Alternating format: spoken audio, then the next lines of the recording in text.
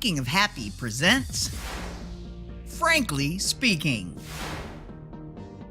With co-hosts Eli Rigatuso, founder and queer transmasculine two-spirit of the Menominee Nation, and the lovely Avalisa Ellicott, model, public speaker, makeup fanatic, and outspoken transgender advocate. Together, we are Frankly Speaking.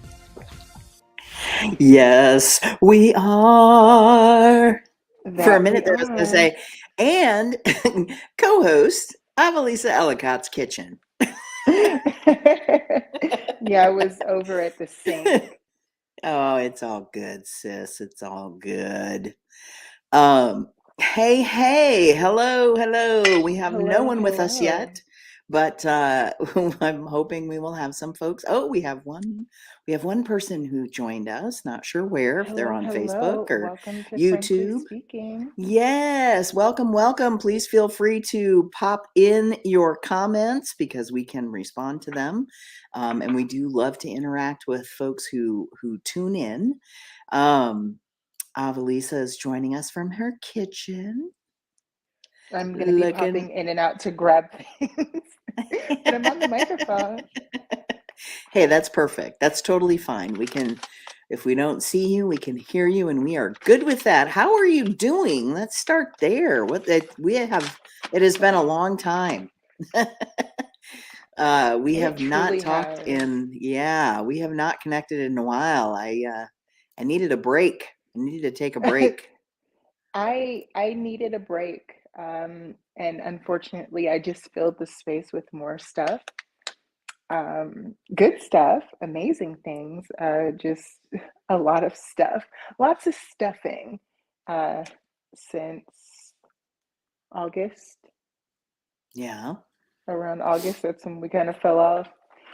Because I think the last thing that we really talked about was Tava going to DC to do your annual meeting stuff. And then we just really never checked in after that. So do you want to fill us in, or what do you want to do? Yes, of course. I would love to. Let me take the things out of this paper bag and then I'll start filling in. So we went to DC, which was crazy, absolutely crazy, because I've been to DC before. I've been to DC with Tava before. But this trip, we had a lot of meetings with a lot of important people. We went to the White House. We met with members of Biden's LGBTQ plus community or committee. It was just a lot. It was a lot of super high profile stuff. I was elected vice president of the organization on August 22nd. I believe. Congratulations. Thank you. And now being in this space as the vice president of a national nonprofit organization, veteran service organization, it has just been like super wild and crazy because I'm consistently encountering imposter syndrome. Which is, it's crazy because I'm in this place and, it's the work that I've done and me as a person who I am that has gotten me to this place. But every time something happens, I'm like, me? Are you sure you want me?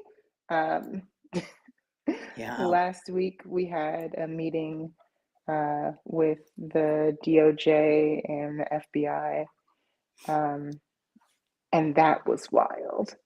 I bet. Wow. Okay. Oh, did we lose you? I think we lost. There you go. There you are. Okay, 1 second. Can you hear me now? I can't hear you. There we go. There it is. Sorry, I got a FaceTime call. Oh. So, yeah. Well, what was that? I mean, can you talk about what that was about, or? Yeah, they just met with influential organizations and influential members of the LGBTQIA2S plus community, specifically the I think they called it the LGBTQI plus. I was like, how do you get the I and then leave out the A and then not go all whatever? But it was a meeting, addressing our concerns as a community and talking about the things that they're doing. And I 100% brought up, that it is unsafe for trans people, specifically trans women of color, even more specifically Black trans women, to exist in this country. And I asked the blatant question, what is the FBI doing? What is the DOJ doing? How are we actually categorizing these things, these terrible, terrible incidents as hate crimes? Because it doesn't seem like they're being categorized as hate crimes. It doesn't seem like these people are being tried for hate crimes. Most of the time, we have the number that we have. And I think when I checked, I think it was 30 out of the 30, 25 were trans women of color. That's Out of the this 25 this year, out of the 25, 19 were Black trans women. So 19 of the 30 people killed this year have been Black trans women. And so, I wanted to bring that up. I wanted to talk about it, like what's actually being done to ensure our safety, because we can't talk about, increasing safety and all of this other stuff as a community when trans people are being thrown to the wolves. Yeah. You can't continue saying you're the newest at the table, so you're going to have to deal with it a little bit. No, we are not the newest at the table. We're just the next ones that you're talking about. You haven't wanted to talk about us for a while. Yeah. I mean, it will never cease to amaze me how people will say, like, you just need to be patient and like wait your turn. Wait our turn for what? Justice? I mean, to be included, to be treated with dignity and respect. Like, what exactly do we have to? To not constantly have our rights called into question. Yep. To not constantly be seeing, all kinds of political activity, anti-trans legislation trying to be pushed and passed all over the place, trying to vilify parents for wanting to support their trans kids. I mean, yeah. Yep. Yeah. How long do we need to wait until we are no longer politicized as human beings? Because the fact that our existence is politicized is absolutely disgusting. Yep. Yes, I 100% agree. Yeah, I mean, it's exhausting. It is really exhausting. That's the word. It's exhausting. It is overwhelmingly exhausting. And for those of us in positions of influence, we are constantly expected to maintain this very specific decorum all the time, so that we're the good ones. We're the trans people that you point to and say, see, they're normal too. But how long are we supposed to fake this face? Because with everything going on, it's really fucking hard. Well, I mean, I'm kind of in and out of the good one. I'm probably out more than I'm in, because I don't fit the narrative, It's like, I will never pass, and you know what? I don't want to now. I don't care. But I will continue to speak up and speak out and stand for my being treated with dignity and respect. And I think that's one thing that's super gross, is this idea that and it feels taboo for me to talk about, but this idea that if you're not passing, you can't complain. You haven't done the work that you needed to do in order to exist in society. And it just plays into beauty standards and stereotypes. And it's super gross, but like, I always feel very torn. I don't feel torn about how I feel about it. I feel very torn Right. speaking about it, because I am passable. I do exist in this world with the privilege of being cis assumed in most spaces. And I just think it's like super gross every time I encounter it. And being a part of this organization, being a leader, an officer in this organization, I see it much more than I would like to. Yeah. Yep.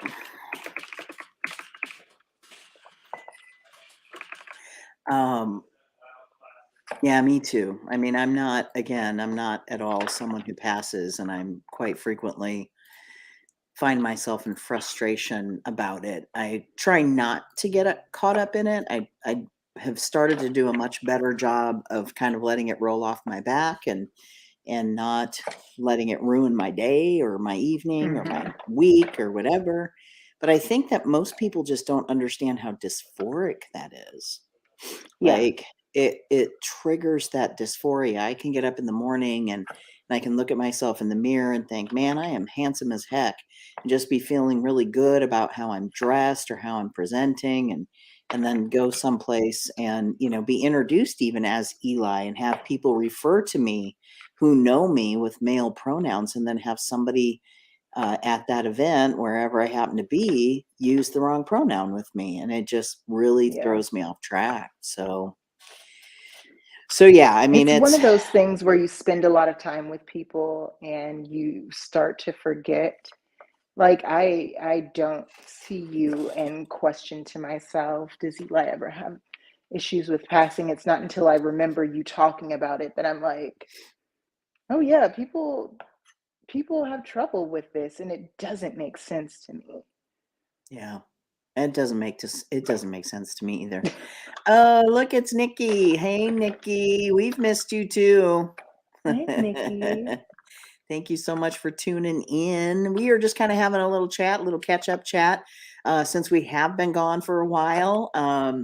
Just checking in with each other. I'm going to share a little bit about the movie Bros here in a little bit, because I did have a screening tonight at the Marcus Majestic Theater. Ooh, So yeah, so much fun.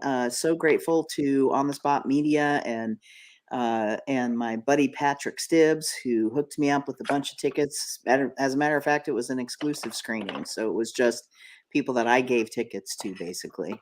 Unfortunately, not nice. everybody showed up that said they were going to be there, but they're the ones who missed out, because it was really. I will say this much: I'm gonna be, no spoilers, but I will say this much. I'm going to be the curmudgeon who says, hey, the first 30 minutes of the film was a little frustrating.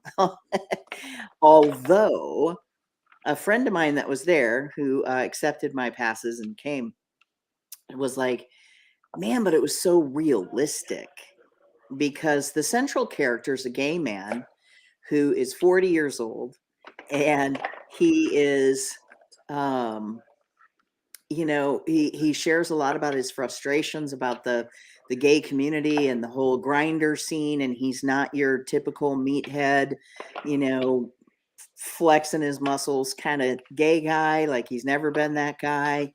And it's a romantic comedy about him meeting someone, and they're kind of going back and forth about whether or not they're in a relationship or dating or not dating, or are we exclusive, are we not exclusive. It's kind of going through this whole like little dance, but it's like it's central gay characters. It's not this serious, you know, Brokeback Mountain story told by cis straight actors, right? Jesus. It's actual gay guys who are playing gay guys. And you know what? There were moments where I laughed my ass off. There were moments where I cried, because it was just very touching and so sincere. Like, it just really is a wonderful film. I'm so sad to hear that the opening weekend, which was just this past weekend, was not as lucrative as they thought it would be. Um, and if you are watching and you haven't seen the movie, I would say go watch it. It's totally worth it.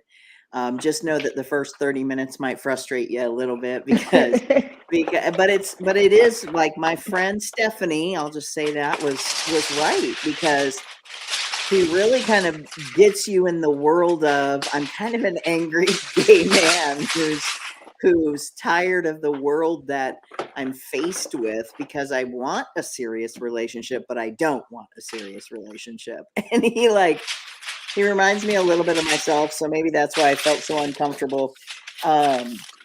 It's Because that mirror of truth. It makes you yeah. feel gross.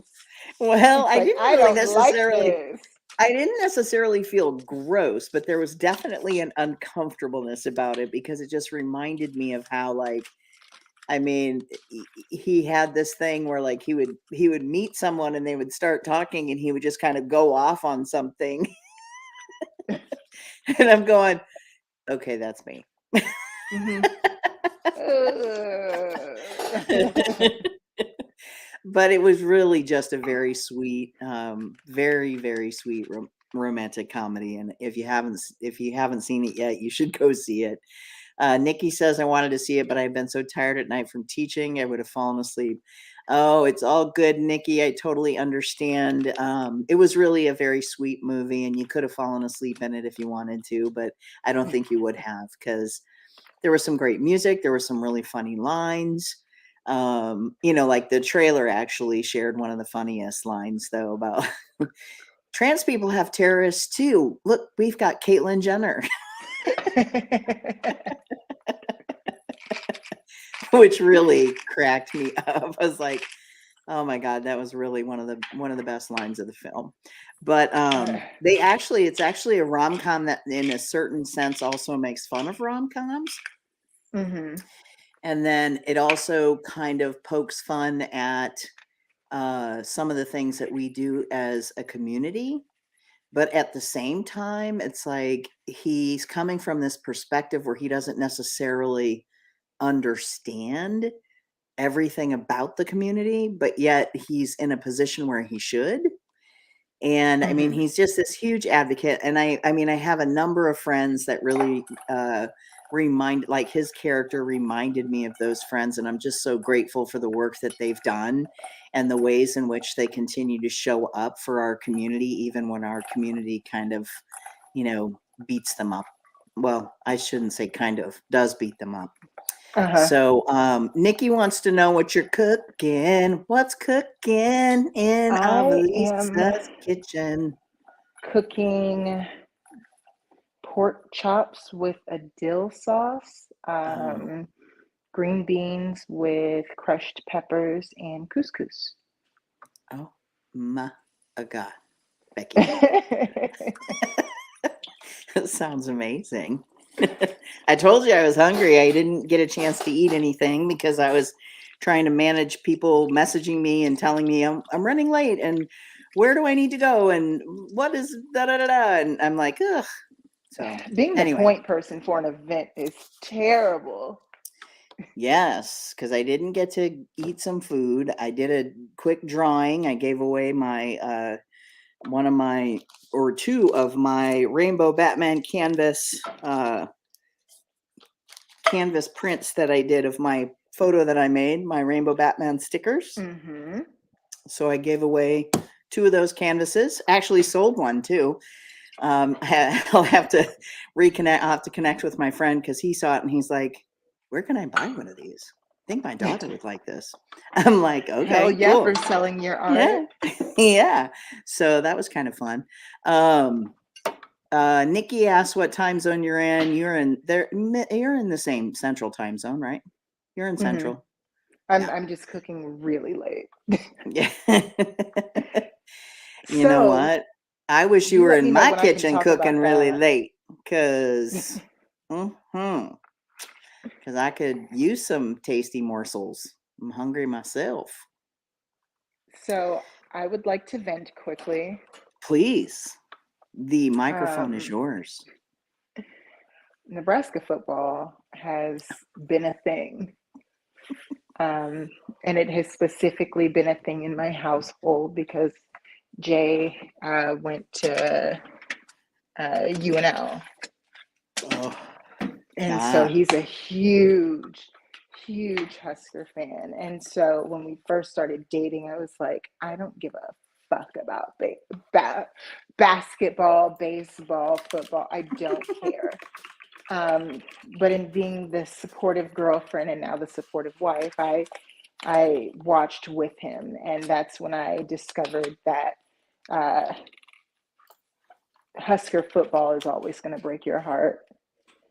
And so I have been on this ride with Scott Frost since he was hired, and I have comforted my husband every time that things went exactly the way that we expected them to go, even though we didn't want them to go that way. And so this weekend, or last weekend, he went to Nebraska for the football game. And so I was here in Dallas by myself. And as you know, we have two tiny monsters. Mm-hmm. And we keep it fairly cold at night because he's a hot sleeper and I'm a hot sleeper. And so, and the dogs sleep in the bed with us. So without his body heat, my dog thought to herself, I'm not going to survive this. So I need to get as close to mommy as possible. And she climbed under my neck and slept right here. Oh. And so I unconsciously held myself in a very uncomfortable position to make sure that I did not crush her in my sleep. This resulted in me waking up the next morning barely being able to move my neck and my shoulder. Oh, ouch. And that has barely let up. It's still so painful. And so I've been trying to work and also do things around the house, but I'm in so much pain. And I'm also dealing with allergies, which are tearing me up. And the pain goes all the way down to like about mid back. Oh, ouch. I can't breathe. My allergies are affecting my eyes, and so they're itchy and swollen all the time. And then I just feel like shit overall. So when we talked earlier, as you saw, I was just laying in bed, doing my best to pretend like nothing existed. And then once 5 o'clock hit, I fed the dogs and I sent them outside. And I was like, okay, I'm doing the show with Eli. I need to cook.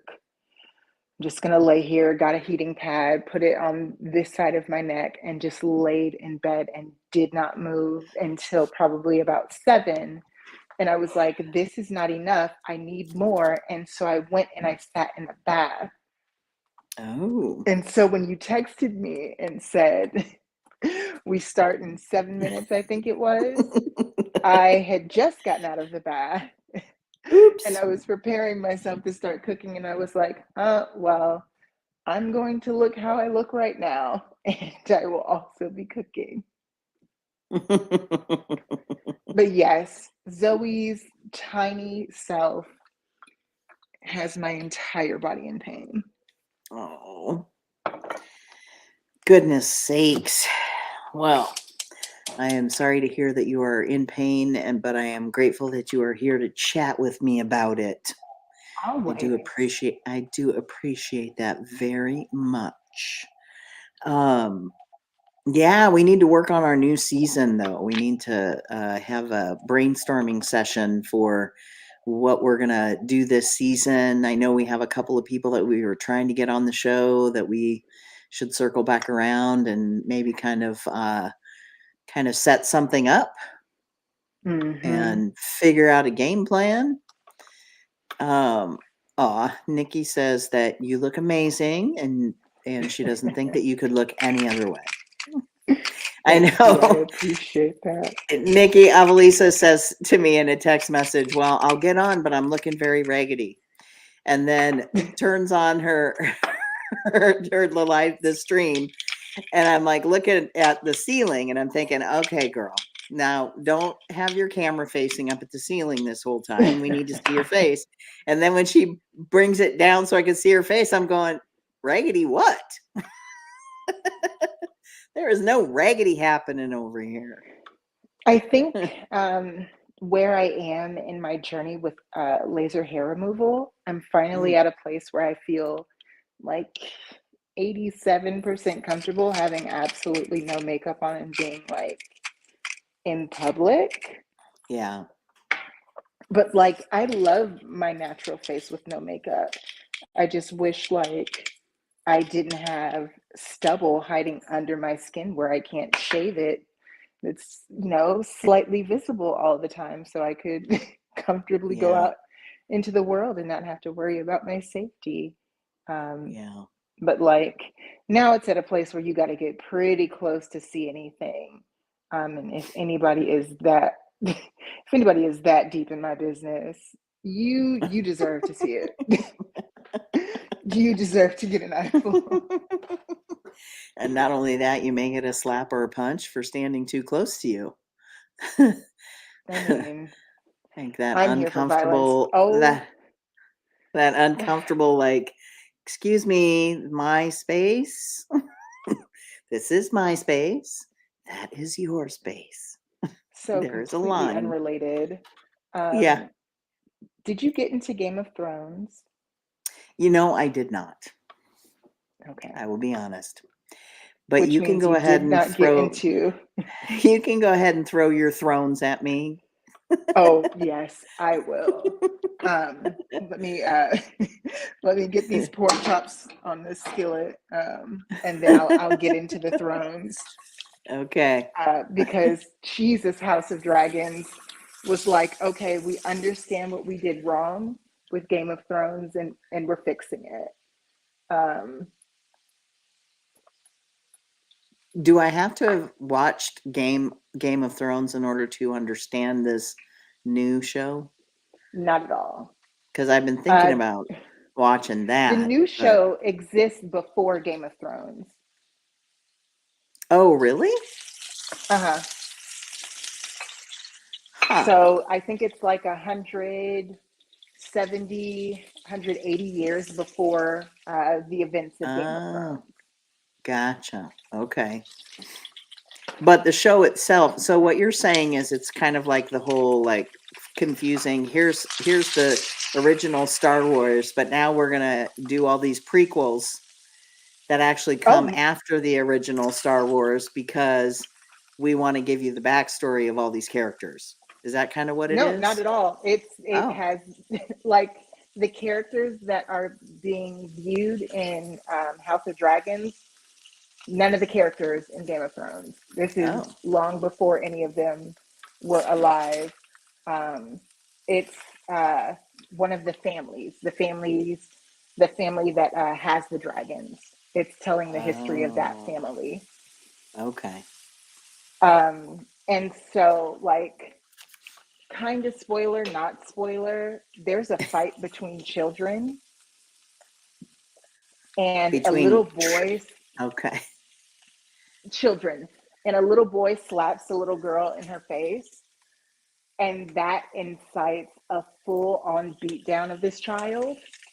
Oh my And it gosh. was so good. I have never supported violence the way that I supported violence in that moment. I was like, kill him Oh, now. oh, And like I oh. thought about it afterwards and I was like, Jesus, what is this show doing to me? But like, I was like, child on child violence? Yes. Yes, please. I mean, when you say child, how old are we talking? Uh, 12, like the little girl 10? that got slapped was like 8 or 9. Oh, I think the youngest boy was probably like eight, 8 or 9. I think the youngest ones were like 8 or 9. And the huh. oldest ones were probably like 12, 13. Mm, And they okay. were just fighting. And I was like, yes. Okay, so I'm assuming that there's some background and some context that we would need to understand as to why you were cheering on the children as they were beating on one another. The child that got beat the most, the one that got jumped. So in this world, if you are a family, there's two families that have dragons, the Targaryens and the Valerians. The dragons just run in their family line. Good night, Nikki. Good Um, night. you're given a dragon egg when you're born, and that Yeah. dragon egg either hatches or it doesn't. So the little boy that got beat up, he did not have a dragon. His dragon egg didn't hatch. Oh, On the opposite end of the spectrum, the little girl who got slapped, her dragon egg didn't hatch either. They were all in town for that little girl's mother's funeral. And because the mother was dead, she no longer was the owner of her dragon. And so the little oh, girl was going to go take her dragon because she oh, didn't have one. And the little boy snuck out in the middle of the night and claimed her dragon, her mother's dragon. oh. Yeah. Wow. And when they called him out about it, he was like, "How dare you talk to me like that? I'll feed you to my dragon." And then slapped the little girl. And then, like, tried to bash one of the other kids' head in with a rock. Ooh. Wow.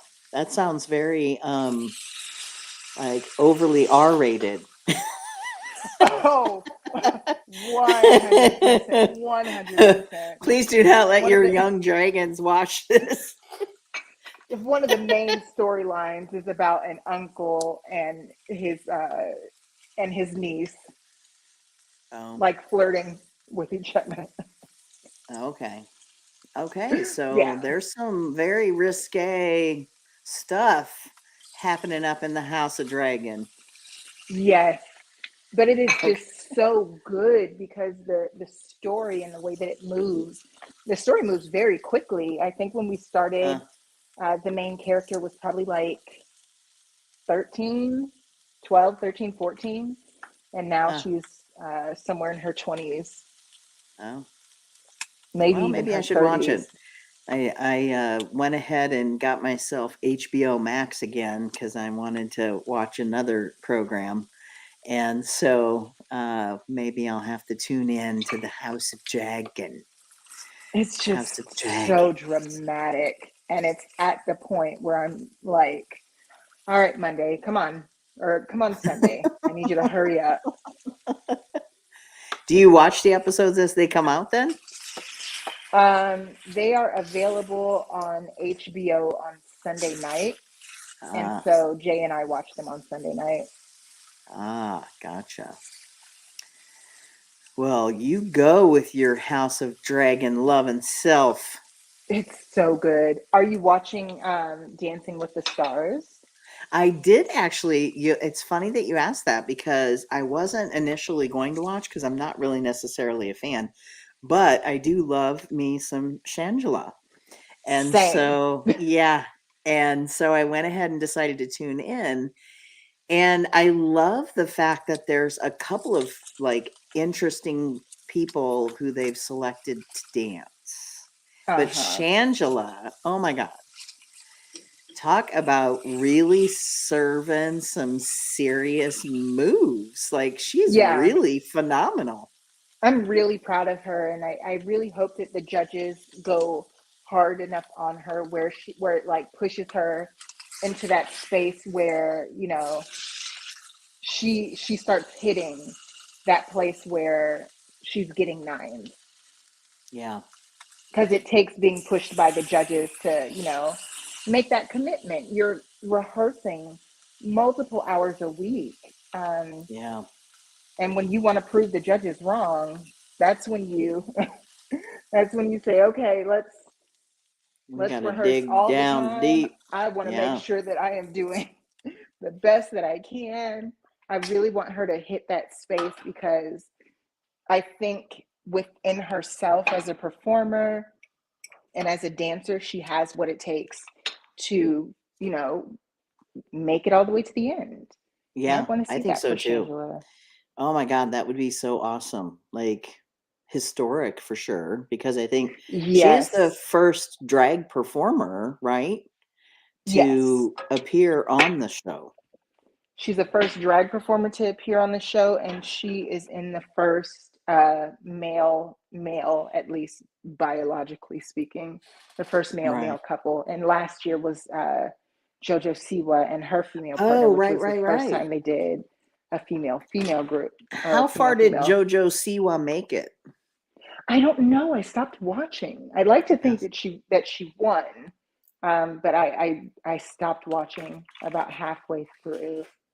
Because when it was on Hulu, it was just so much to watch. Let's see. Well, and that's the only reason why I watched it, because it's on Hulu. Mm-hmm. Let's see. How Now far it's on did Disney Plus. yeah. So it says here, how far did JoJo get on Dancing with the Stars? The pair couldn't have done any better, as they went on to collect combined perfect score of 80. Was it enough for the win? Sadly, no. In a left field moment, former NBA star Iman Shumpert and his partner Daniela Karagach bagged the big prize.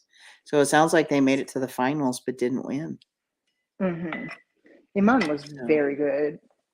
yeah, I was yeah. very surprised by him. Huh. Well, he took it. Sounds like. So you never know. But this season, I will be watching every episode because I'm starting to make a routine of it, where I go in Yeah. the office and I sit down with Jay and we watch shows together. Well, he plays video games, but I watch shows while he plays video games. Ah. Yeah, I think I can't remember what I was doing, and I saw it there, and I remembered that Shangela was on. I think I've only watched the first 2 episodes though. Mm-hmm. And I know that there's more episodes out than that, but Just because one. I watched the Elvis episode, like the Mm-hmm. dancing to the whatever, older music. To the Elvis hits. Yes. So I watched that, and I mean, again, I think she's doing a phenomenal job, and it would be amazing if we could get her to come on the show and talk to us about it. But Shangela is busy. I know it. I know it.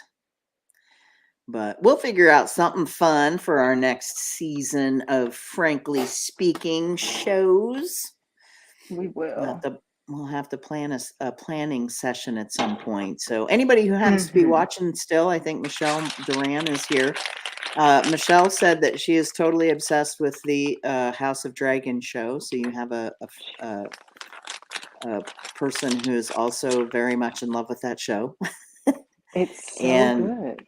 oh, I believe you. Now I might have to check it out. We'll see though. But I started watching Dancing with the Stars because I wanted something like in the background that I wasn't necessarily needing to pay full attention to while I was beading.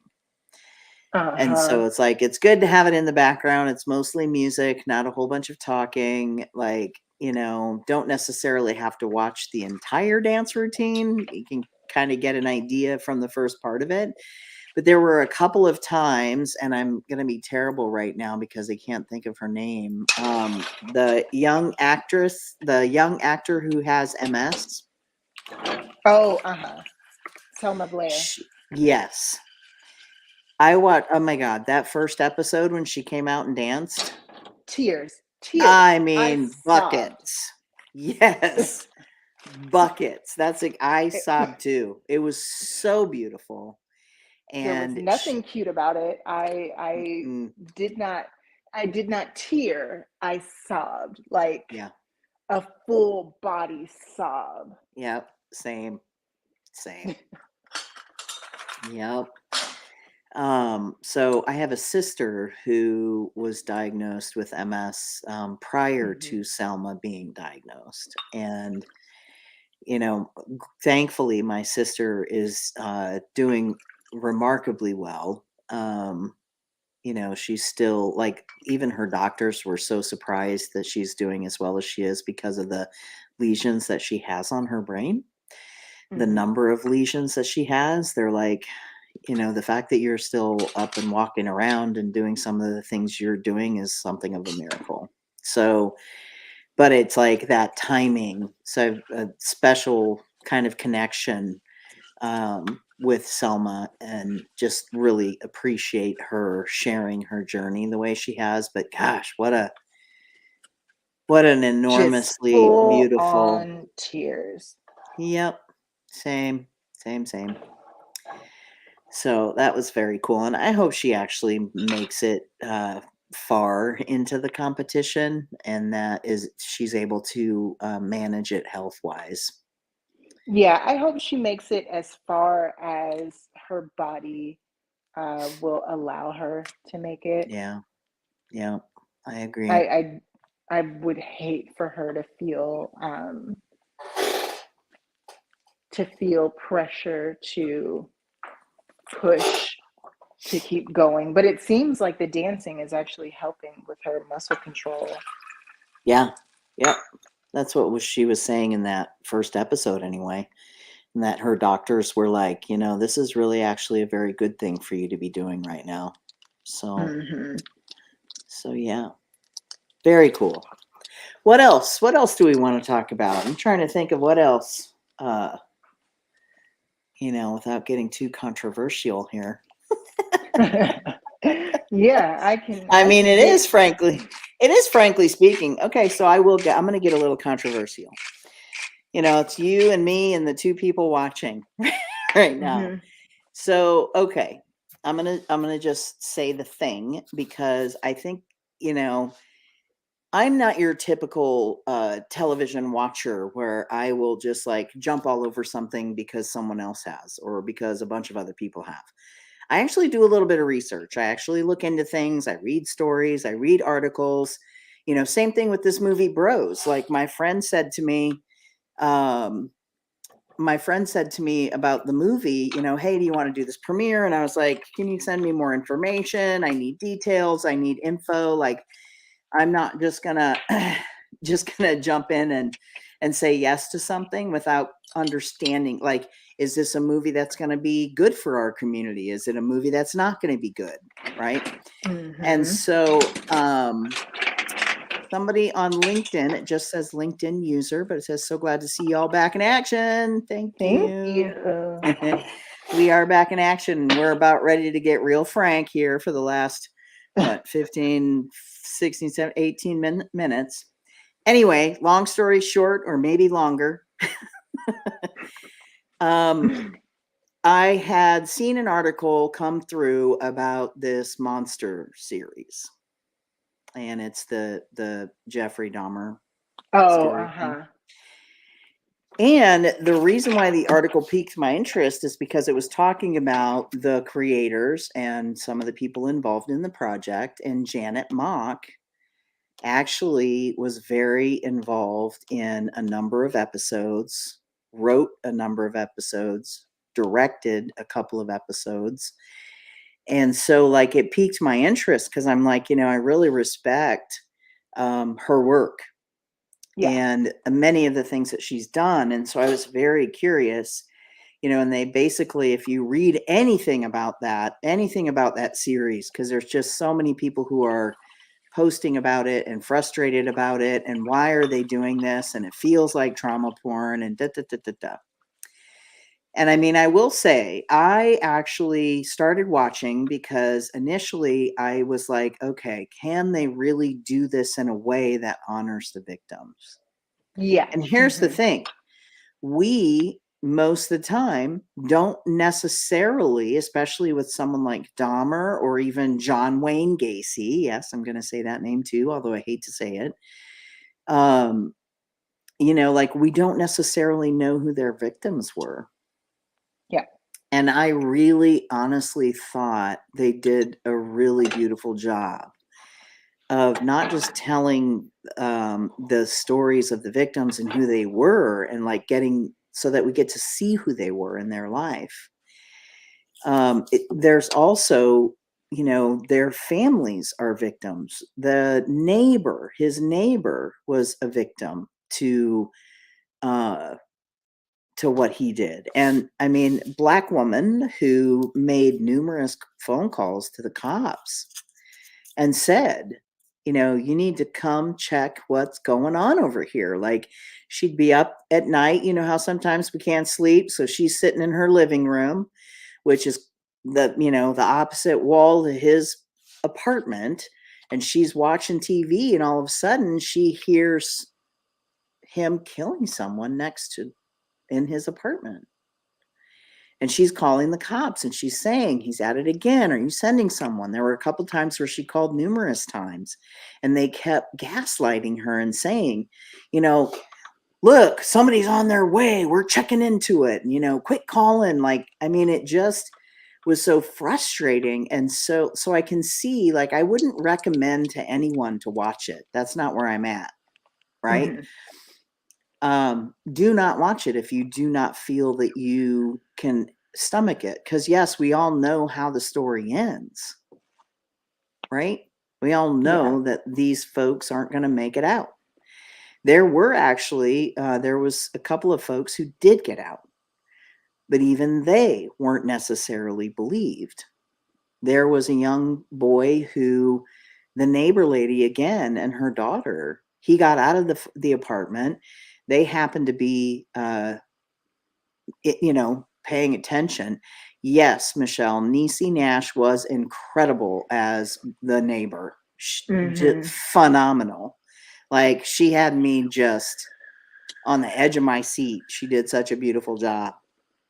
But like, just the way that they were like trying to tell these cops, but because of Dahmer's privileges, they were like, nope, just a gay couple having an argument. And they basically escorted Dahmer and the kid back to his apartment. And of course he ended up dying. And so, I mean, I don't know. I'm going to let you share what you think, where you're at, what you've heard, how you feel. I certainly feel for the families.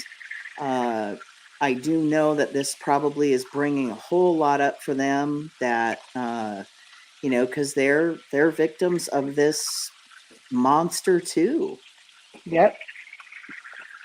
For me, I have a very different relationship with Jeffrey Dahmer than most people in our community have. I did a play in, I think the first time I did it was like 2013, 2014 maybe, and it was called An Obviously Faggot, which was taken from some asshole who was trying to leave a hate message on somebody's art, somebody who was gay's art.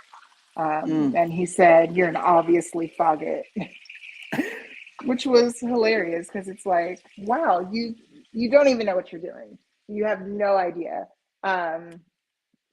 But it was a deep look into, our community. And the things that happened in our community and the history of our community and the dark secrets that we don't talk about. It was about hookup culture. It was about trans issues. It was about so much.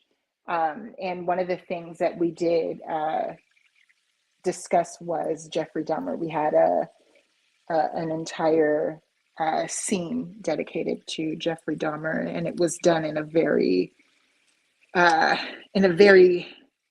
disgusting manner. It was set to Lady Gaga's Boys, Boys, Boys. And it was like a dance thing. We were all dancing. And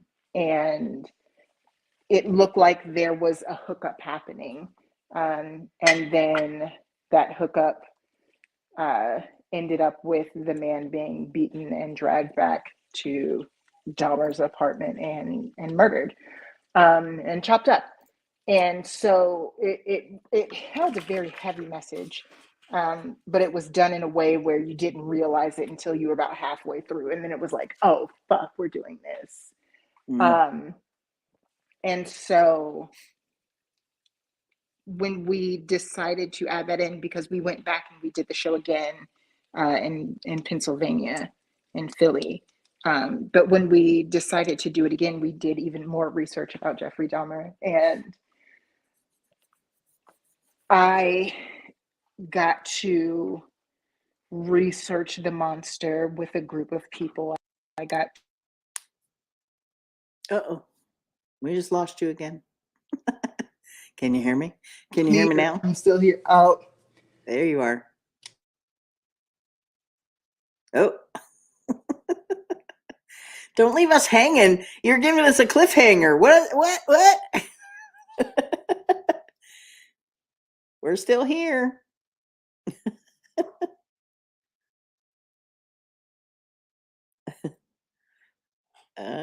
Well, did your headset die?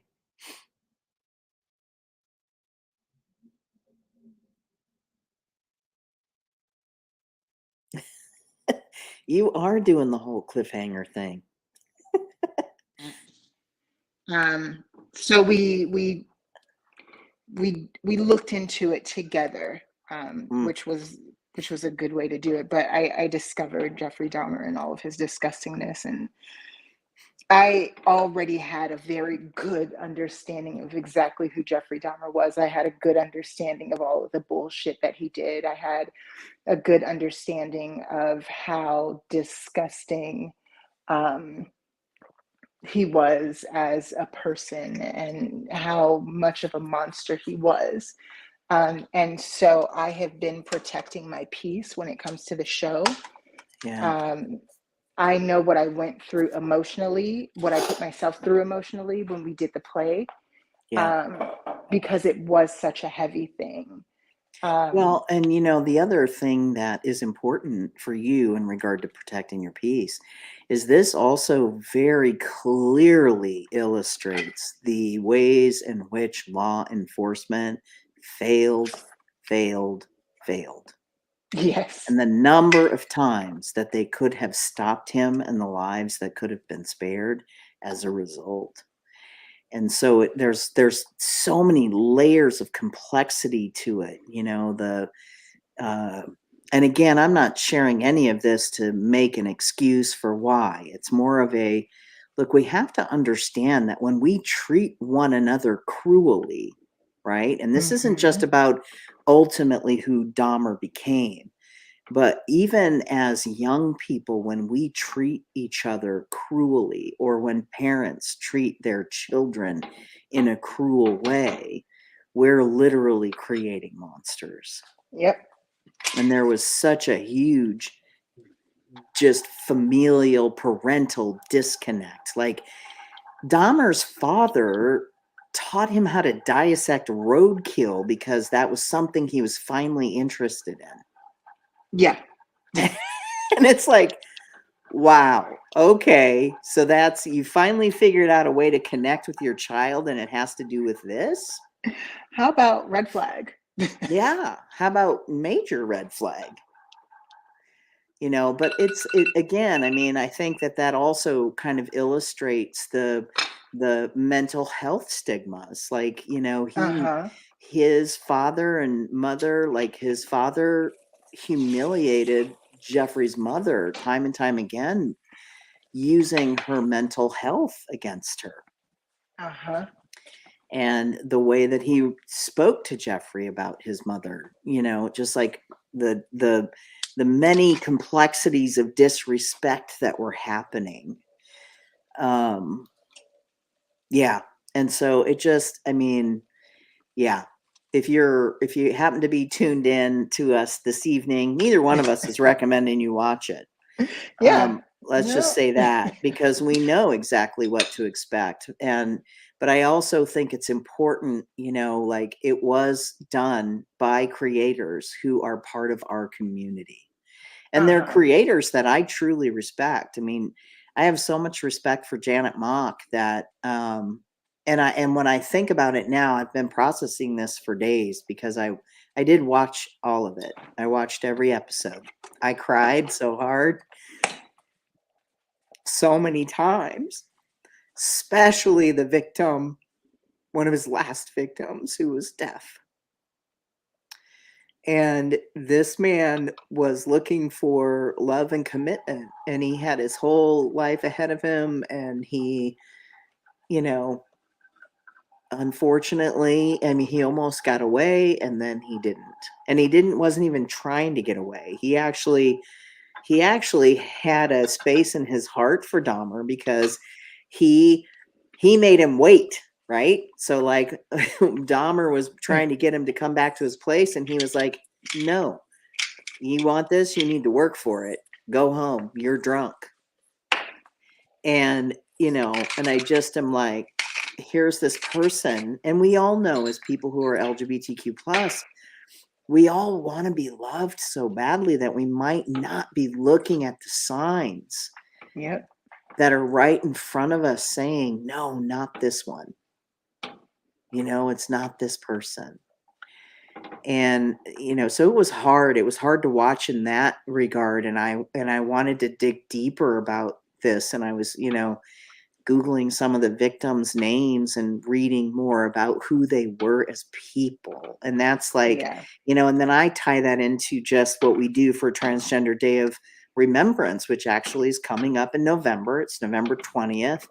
And I think about how, if we can focus more on who these folks were alive and honor their memory in that way, because, we talk about this all the time, or we've talked about it before, like our mere existence as trans people is an act of resistance.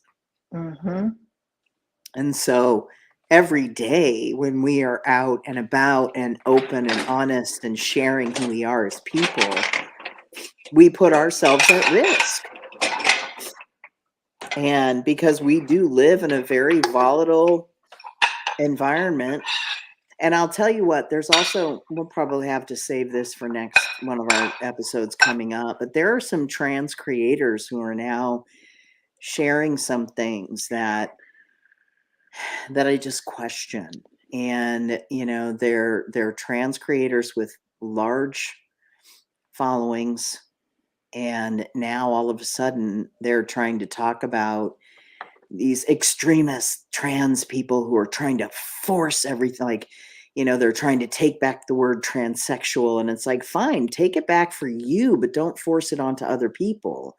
Just like you're claiming that people are trying to force gender identity being what gender identity is, and that there's no binary, and that we as trans people are more than just our genitals. Like they even are saying things like, they don't even believe in sex assigned at birth. Mm-hmm.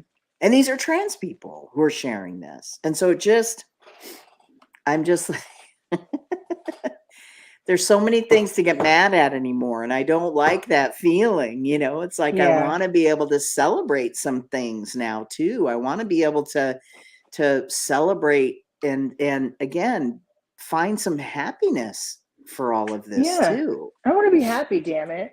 Yes, I want to be happy too, but I don't want to be Pollyanna about it, or like that gross positive mindset shit, because the truth of the matter is that's just trying to cover up a gaping wound with a Band-Aid.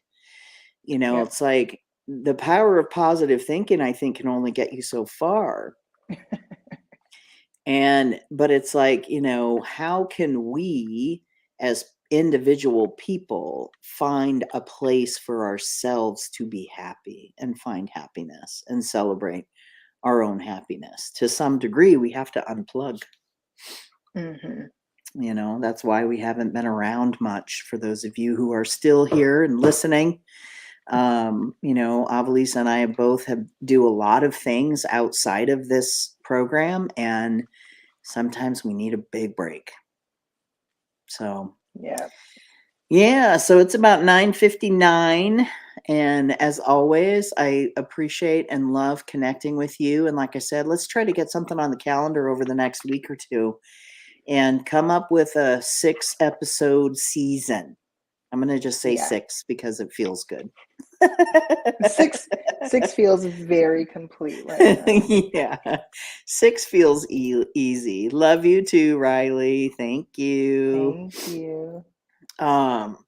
So we will be back. We will be a little bit more consistent, and we do appreciate everybody who's joined in tonight. I know Nikki left, but thank you, Nikki, for tuning in. You might be coming back later to watch the part of the show that you missed. John Carl was the one who said hello and glad to see us back in action on LinkedIn. We appreciate you tuning in, John Carl. But again, just for those of you who might be tuning in a little bit late, just want to let you know we are going to come back with a whole new season. I don't even know what season we're on because we were just going and going and going there for a while. So we'll just say season 3. Why not? 3 sounds like a fun number. It sounds good. We're Season going to 3, 6 episodes. Season 3, 6 episodes. We're going to line up some really great folks to connect with and have chats with. And you know, if anybody happens to know Janet Mock, or who else would we like to have on the show? What other big guests would we like to have on the show? Anybody you can think of, Avalisa? I mean, we had Mila Jam. That was there's a lot, and I may or may not have a connection to get it working. It's just I don't know how yet. I don't know. Okay. I don't know the ways in which to well, you know what? with these people. Okay, well, I'll tell you what. I'll do some research if you want to send me their names. So you don't have to say them right now. We'll just keep that cliffhanger going. So, so for those of you who tuned in, thank you so much. Riley, love you. Michelle, thank you. Nikki, John Carl, appreciate seeing y'all or hearing from you all this evening in the chat. We will be back in a few weeks, and hopefully we'll have our plan together. We'll have all of our poop in a group. All right, y'all. Like that. Have a great night. We'll talk to you soon. Bye.